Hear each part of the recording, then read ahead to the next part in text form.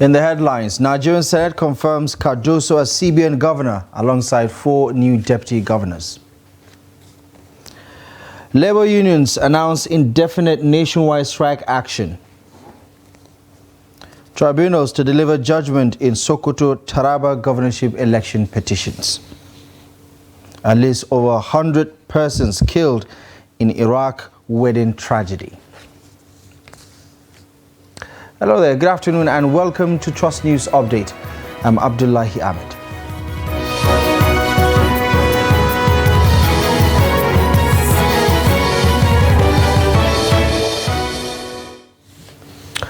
The newly confirmed governor of the Central Bank of Nigeria, Yemi Cardoso, has assured Nigerians that the Apex Bank will not be hijacked under his watch. Speaking during his screening exercise by the Nigerian Senate on Tuesday, Cardoso says his new team will not allow politicians to distract them from their mandate. The report. As the National Assembly resumed plenary after 6 weeks recess, lawmakers have been charged to commit their efforts solely to the advancement of the country. Senate President Godswill Akpabio, who gave the charge, noted that despite ethnic and political religious sentiments, lawmakers must remain resolute in order to summon the economic and security challenges plaguing the nation. Akpabio urged them to set aside any personal differences and work towards the renewed vigor to ensure the nation regains its lost glory. Governor and Deputy Governors of the Central Bank of Nigeria. The nominees answered questions from distinguished senators on CBN matters and other matters and a number of topical issues. Shortly after the executive session, the Senate resumed plenary, during which the acting governor of the Central Bank of Nigeria, Olayemi Cardoso, and 4 others nominated by President Bola Tinubu as deputy governors were confirmed after a thorough screening session. Earlier during the screening exercise, Cardoso had assured the lawmakers of his readiness to bring to the fore his expertise in the in-banking sector to reform the Apex Bank.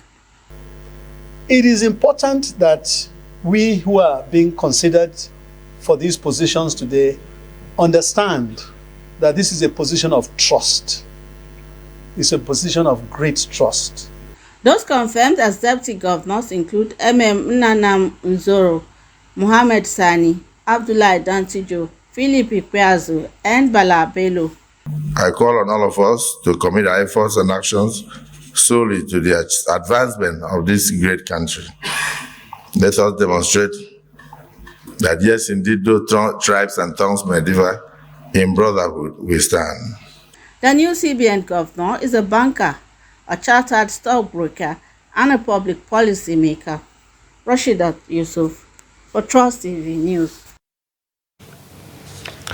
Now, the Nigeria Labour Congress and the Trade Union Congress have directed all their affiliate members to shut down Nigeria on Tuesday, October 3rd, due to the failure of the government to meet their demands. The presidents of both the NLC and the TUC, Joe Ajero and Festus Osifo, disclosed this at the Labour House in Abuja during a press conference shortly after an emergency National Executive Council meeting. Kabir Lawal tells us more. Our people united can never be defeated. Our people united can never be defeated. Our people united can never be defeated. Great Nigerian workers. Great Nigerian workers. Speaking to journalists in the press briefing, the NLC president, Comrade Joe Ajero, said the proposed has become imperative following the continuous failure of government to address issues raised by labor, especially following the hardship being faced by Nigerian workers due to the removal of fuel subsidy. And the subsequent successful 2 days nationwide strike of the 5th and 6th of September and other meetings that were supposed to demonstrate the preparedness of the Nigerian workers to push through their decision to embark on an indefinite nationwide strike if their demands were not met. His TUC counterpart, Festus Osifo, said as part of the Independence Day celebration, councils resolved to direct all workers to organize rallies and peaceful protest to draw the attention of government on the need to do the needful. Of the Independence Day celebration, and to demonstrate our resolve for a truly independent Nigeria, to take our destinies in our own hands and rescue our nation. 2, to embark on an indefinite and total shutdown of the nation beginning on 0 hours, Tuesday, the 3rd day of October 2023. 3, to direct all workers in Nigeria to withdraw their services from their respective workplaces commencing from the 3rd of October 2023. The councils further urged Nigerians to cooperate with unions as the action is meant to better the welfare of Nigerian workers. Kabir Lawal, Trust TV News, Abuja. In Sokoto State, the State Governorship Election Petition Tribunal is set to deliver judgment in the petition challenging the election of Governor Ahmed Ali on Saturday. Secretary of the Commission, Sunday Martins, in a notice sent to the parties in the petition, has informed councils that supporters will not be allowed in the court premises as movement will be restricted by security agencies. But in a similar vein, the Taraba State Governorship Election Petition Tribunal has fixed Saturday, September 30th, to deliver judgment on a petition filed by Professor Sani Yahaya, the candidate of the New Nigeria People's Party, challenging the victory of Governor Agbu Kefas of the People's Democratic Party in the March 18 governorship election in the state. The tribunal sitting in Jalingo, the state capital, will deliver its ruling on Yaya's petition seeking the nullification of the victory of Governor Kefas Agbu on the grounds that the election was marred by massive rigging, violence, voter intimidation and malpractices. Yahaya had prayed the tribunal to nullify the entire exercise and allow for a fresh governorship election in the state. Similarly, the developments will be available, or rather the judgment will be delivered this Saturday.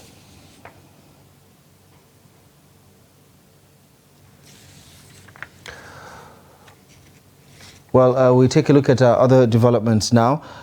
Speaking on the Election Petition Tribunal, we head to Gombe State, where Gombe State Governorship Election Petition Tribunal has dismissed the petition of the candidates of the People's Democratic Party and the African Democratic Congress, the ADC, challenging the election victory of Inuwa Yahaya of the All Progressives Congress, APC, in the March 18 governorship election. The PDP's governorship candidate in the state, Muhammad Barde, has asked the tribunal to declare him winner of the election on the grounds that the electoral process that brought APC's candidate to power did not comply with the electoral guidelines. Here's Ibrahim Ismail with the details. The tribunal led by Justice S.B. Belgore delivered judgment on the petition of the African Democratic Congress ADC and its candidate, who alleged that the running mate of the APC's governorship candidate has forged his certificate. The petitioner argued that Gombe State Deputy Governor Manasa Daniel Jatau was not qualified to contest the election, and his disqualification would mean disqualification of the governor, as it is a joint ticket.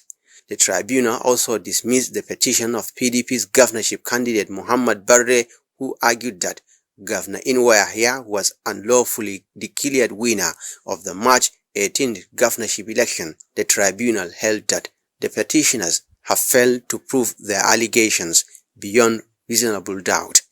We are 100% certain, without any iota of doubt or apprehension, as to the merit of the petition. When you pronounce on a petition and no pontification is made on the major premise on which the entire petition is built, same has to fall, and we'll pursue it at the appellate court. While there are documentary evidence to show that collation was ongoing in 7 local governments on the 19th of March 2023. So you cannot have a declaration before collation. But in this case, what happens is that you have declaration of winner even before the collation was concluded. But the tribunal felt we have not proved our case and they dismissed it. So that is left for an appellate court to decide whether we were correct or were not correct. Reacting to the petitioner's decision to appeal the judgment, counsel to the defendant said the tribunal's ruling will prevail at the Court of Appeal. It is a motion without movement. No, everybody, even you journalists, were there when the result was declared on the 19th. the mere fact that the returning officer made honest mistake, in writing 18 instead of 19 will not nullify any election. And the law is very clear on that.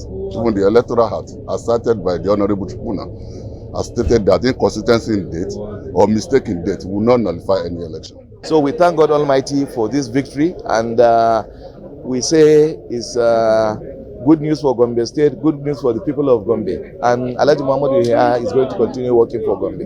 The Independent National Electoral Commission (INEC) had declared Inwa Yahya of the All Progressive Congress (APC) as winner of the March 18th governorship election after scoring 342,821 votes. Ibrahim Ismail, Trust TV News, Gombe.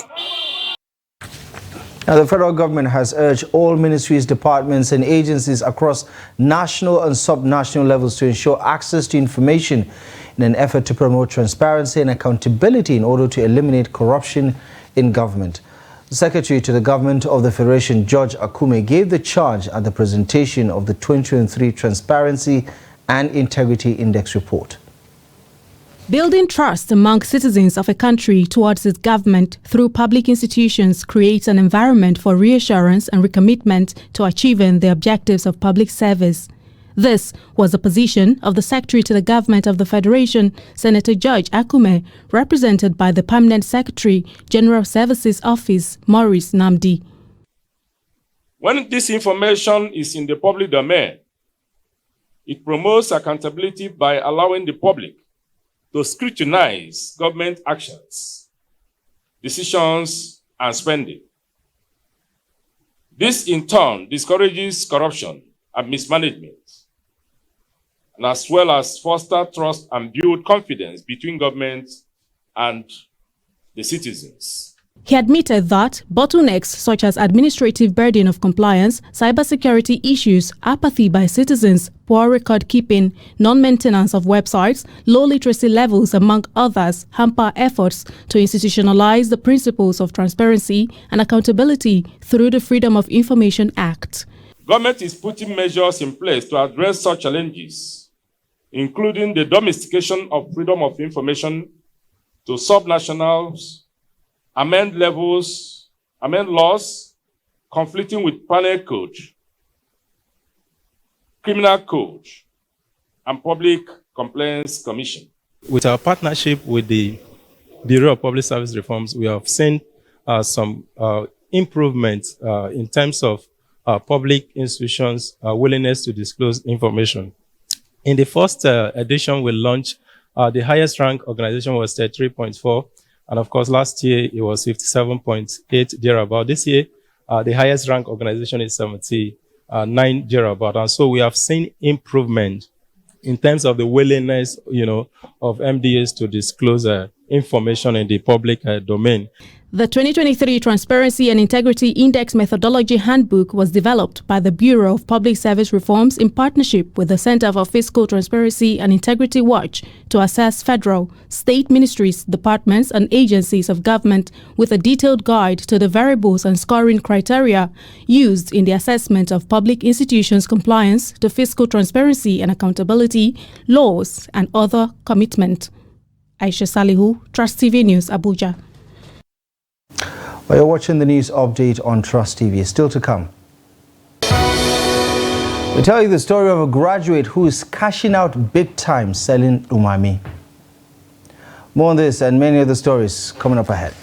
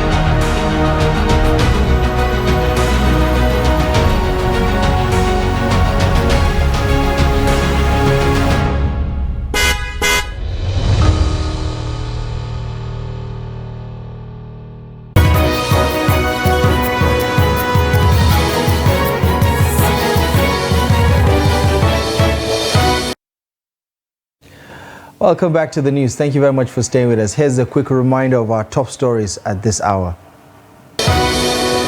Nigerian Senate confirms Olayemi Cardoso as CBN governor. Organized labor announces indefinite nationwide strike action to commence October 3rd. Now, the surge in transport fares occasioned by the removal of fuel subsidy in Nigeria has continued to push Nigerians to resort to less expensive means of moving from point A to point B. Motorized bicycles are becoming popular again in Maiduguri, the Borno State capital, where creativity meets ingenuity, enabling Nigerians to make ends meet. Trust TV's Beatrice Kurusi met with a young fabricator who is making this happen. The transportation sector over the past months is among the worst hit as a result of the withdrawal of fuel subsidy that saw hikes in fares across the country. It forced several residents to walk long distance while others relied on bicycle for movement within the town. The cost of moving from place to place inspired Umar Yusuf to fabricate a motorized bicycle powered by fuel that can cover 18 kilometers and above. He used a GX200 generator and other machine parts to construct the bicycle. He's been into fixing and fabrication of bicycles for the past 15 years. Actually, due to the problem of the subsidy by the federal government, I now think of what will bring or what will ease the transportation system. So I now advance my knowledge of creativity into construction of motorized bikes. The engine I'm using in the production of the bicycle is normal GX200 generator, which most people know use it for vulcanizers or grinding machines. So that is what I'm using for constructing these motorized bikes. Yes, it uses fuel, and the fuel consumption is at least you can run 18 kilometers per liter, and you can run 60 kilometers per hour with the one I'm constructing now. Umar plans to construct an electric bicycle, but his small factory sits on a temporary site and harbors the fear that he may be served a quick notice at any time. Umar Yusuf challenges also include capital and tools to accomplish more innovative creations. Where I'm working now is just a temporary government street, and the government can come anytime and say she wants her land, maybe want to build something. And for now, my best challenges is empowerment. I just need empowerment so that I can employ more youth to learn the work and also increase the level of my production. He hopes to fabricate more machinery that will make life easier for people, a dream that keeps busy at his workshop almost all the time. Beatrice Kurusi, Trust TV News, Maiduguri.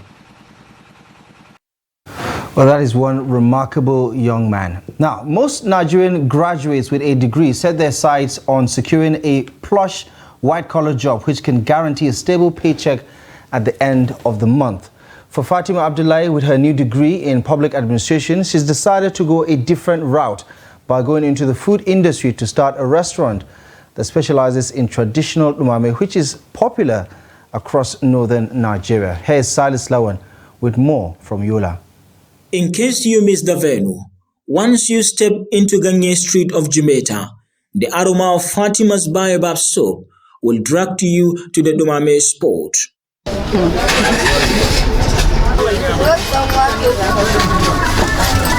The local food seller, Fatima, said she ventured into the business since her graduation from the university after realizing white-collar jobs are not readily available. She was, however, quick to point out some of the challenges associated with food selling business. I thought of different businesses after my graduation, but I started with rice and beans. And after an appreciable patronage from customers who are mostly from Gombe, Bauchi, Kano, and Jigawa, I discovered that the business was worth the while because I got new customers almost every day. We asked her to start the business, and before she realized, people accepted it. You have seen the number of customers and the caliber of people who buy dumame from this young girl. This patronage is not just for the sake of supporting her business. It's also because the food is nice. The local food called dumame, it keeps the stomach stronger, heavier, more than this rice and beans. Because even formerly in colonial days, when we take dumame, we go to school. We are not feeling hungry until we close from the school. But nowadays, these boys of nowadays, they don't want dumame. But if you see now majority of dumame will finish before anything. Dumame is usually warmed up leftovers of tuwo from the previous night's dinner. These customers say nobody who has ever had the privilege of tasting the local food will tell you it is not tasty, as it tastes much better than the fresh batch. Dumame is my favorite, and with this present economy, it has become more relevant because if you take it in the morning, you may not need any food in the afternoon.